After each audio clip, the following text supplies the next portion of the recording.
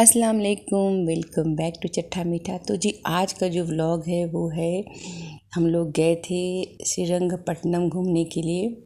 वो टीपू सुल्तान के पैलेस, दरिया दौलत और समर पैलेस, गुम्बज और वाटर जेल, ये सब देखने के लिए। तो वहीं हम लोग जा रहे हैं। तो फर्स्ट हम लोग जहाँ टीपू सुल्तान नमाज़ पढ़ते थे, टीपू सुल्तान की मस्जिद है, इसका नाम है जामा मस्जिद। इसको मस्जिद अला भी कहते हैं।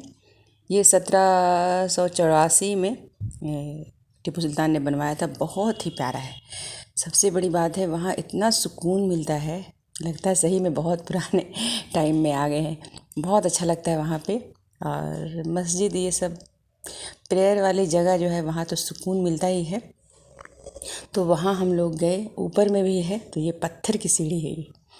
तो ऊपर में भी खुला खुला हुआ है, एक तरफ एक सहन है।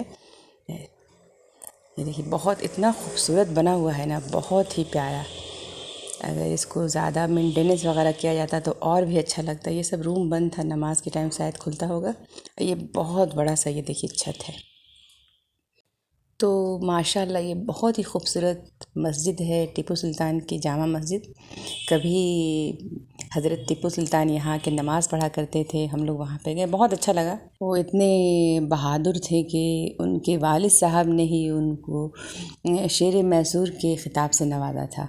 माशाल्लाह थे भी बहुत बहादुर, जहाँ तक हम लोगों ने सुना है, टीवी में उनका सीरियल देखा है।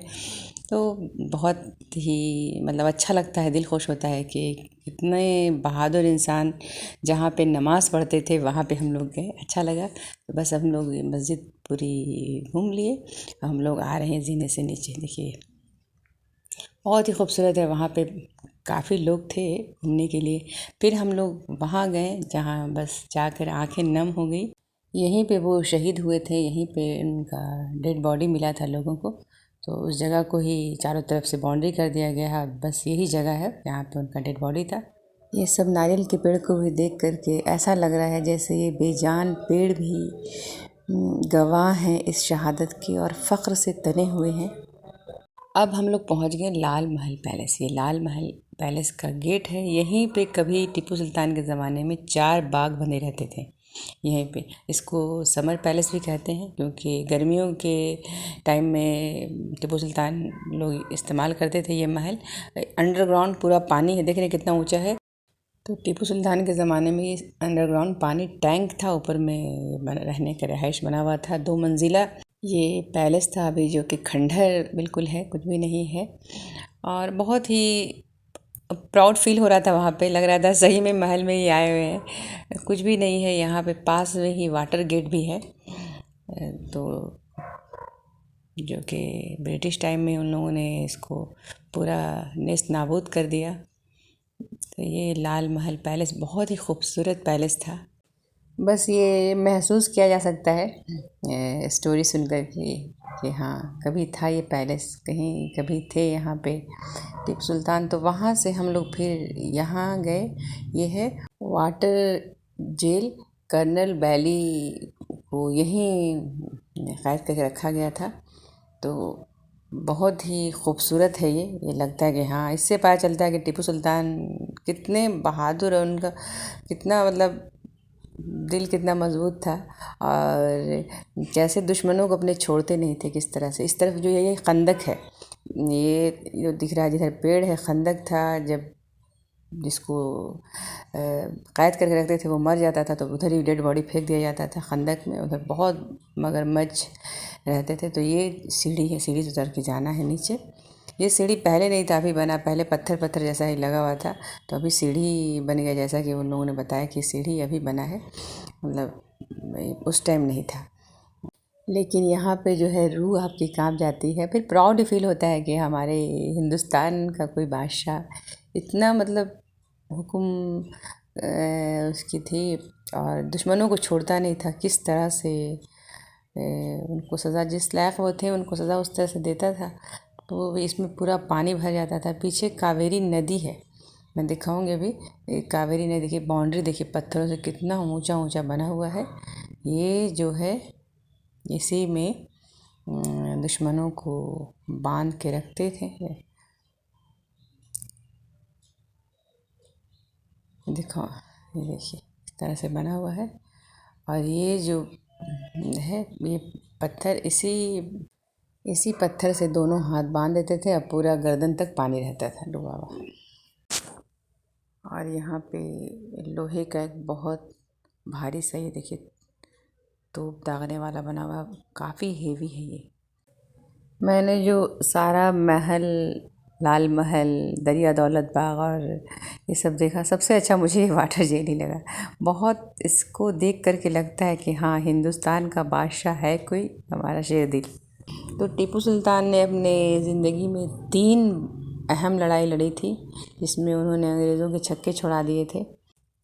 और ये वाटर जेल जो इसका सबूत है, देखिए कितनी ऊंची ऊंची दीवारें हैं, ये बाउंड्री कितना ऊंचा है। सामने जो दिख रहा है नारियल का पेड़, वही खंदक है। इस तरफ ये कावेरी नदी है, ऊपर बाउंड्री के ऊपर से हमने लिया है फोटो। ये कावेरी नदी दिख रहा है, तो कावेरी नदी का पानी ही वाटर जेल में आता था। कावेरी नदी, चारों तरफ कावेरी नदी ही है, दिख रहे हो ना, कावेरी नदी का पानी है, तो ये कावेरी नदी है। अब वहाँ से हम लोग पहुँच गए गुम्बद। यहाँ पे घुड़सवारी करने के लिए बहुत अच्छा है, आप जो घुड़सवारी के शौकीन हैं वह यहाँ पे कर सकते हैं। यहाँ पे हम लोगों ने छोटी मोटी कुछ शॉपिंग की, लकड़ी का मेन यहाँ पे टीक वुड का एक बॉक्स लिया और दुआ लिखा, कुछ कुछ जो हम लोग को पसंद आया, छोटी मोटी शॉपिंग की। वहाँ से हम लोग देखिए यहाँ पे काफ़ी रश है, यहाँ पे काफ़ी भीड़ थी। और यहाँ से देखिए ये एंट्रेंस गेट है, कितना खूबसूरत बना हुआ है ना, बहुत ही प्यारा है ये। और गुम्बद के बगल में है मस्जिद अक्सा, उसको टीपू सुल्तान ने ही बनाया था। इसमें ये बहुत ही खूबसूरत है। यहाँ पे टीपू सुल्तान का मकबरा है, ये मैसूर शहर के लगभग 30 किलोमीटर की दूरी पर श्रीरंगपट्टनम में ही है।